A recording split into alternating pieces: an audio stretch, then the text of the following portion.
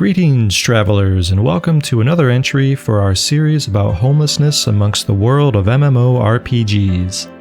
Having started his journey in the deep star-studded outer space of 2003's Star Wars Galaxies, followed by a pit stop amongst the larger-than-life City of Heroes in 2004, and a lengthy layover in the fantastical world of Azeroth that lasted for about 3 years and took us into 2007. We found our lost traveler at a crossroads in an industry that was pumping out MMO after MMO, hoping to nab a bit of that gold that was waiting at the end of an invisible rainbow. With World of Warcraft boasting a player base over 9 million at the time, it was no wonder that so many companies were attempting to make successful MMOs, which is great in that competition can breed innovation and give players choices over a monopoly. But for someone like me who has a difficult time with ping-ponging from one thing to the next, I found myself never quite feeling that satisfaction of settling down for one MMO, which is exactly what happened.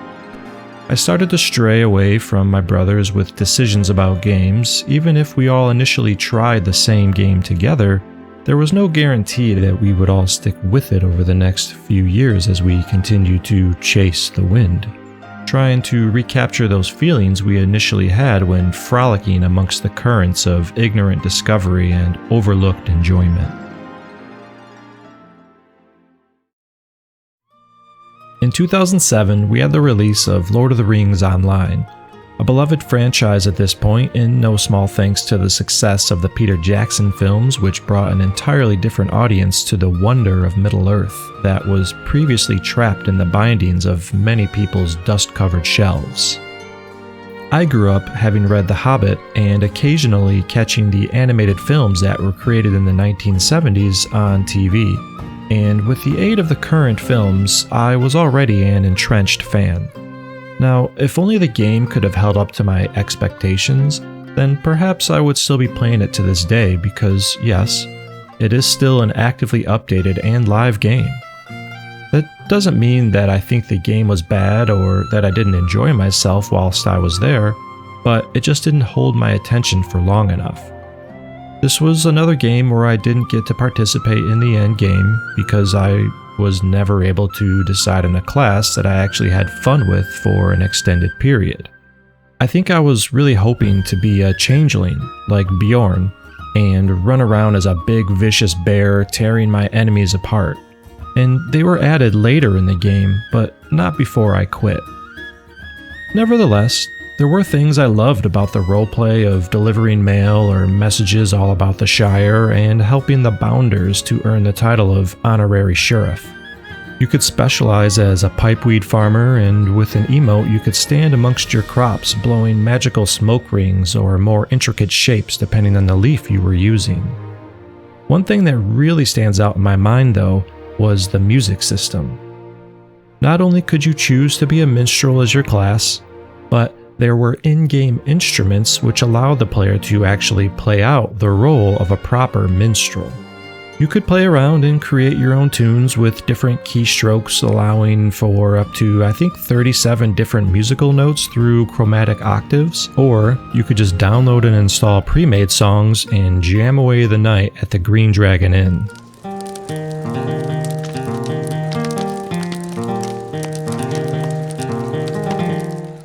The game was pretty, and you definitely got the feeling of adventuring in a proper Middle-earth, but it all just wasn't enough to hold my interest.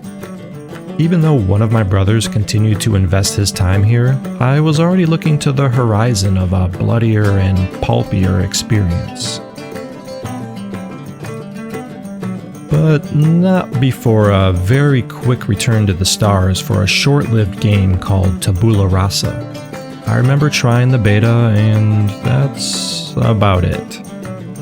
So, on to the pebbled sandy beaches of Hyboria that initially drew me in with a seemingly more interactive combat system, sword and sorcery exploits, visceral action, and of course, the promise of high adventure. The Age of Conan, for what it's worth, was a really cool idea.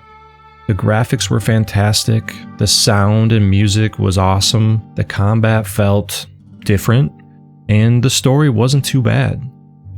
The sad part, though, is that most of this was all in the starting area of the game, roughly the first 20 levels, and then you may as well have been playing any other MMO at the time. Going back to what I just said about the combat, it was touted as an alternative to the tried and true style of tab target plus auto attack, in that you would actually have to press a button every time you wanted to attack, as well as giving you directions for where your attacks can come from, because usually the person you were attacking had one side that was a little more defensive than the other side, making the entire combat system more interactive.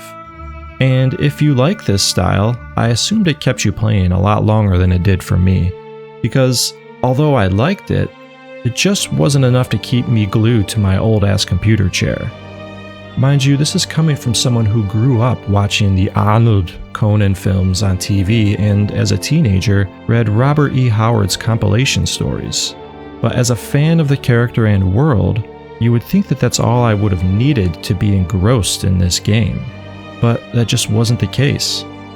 And so, this traveler continued down the path of failed attempts at MMO after MMO. It doesn't help that my memory for these games also feels a bit duller than others, because I think I never felt that attached in the first place, as I was slowly becoming dissatisfied with the entire genre in the process. Every new MMORPG that came out felt like another pile of debris to float on as I drifted along the vast sea of a watered-down market reaching for my attention. Then again, maybe it was just me, and what my real life had going on at the time that aided in my soon-to-come abandonment of a once-treasured love. Well, temporary abandonment, if that can be a phrase. At least because even if the lost traveler was on hiatus, he always kept a finger on the pulse for any future endeavors that might sound promising, or even familiar.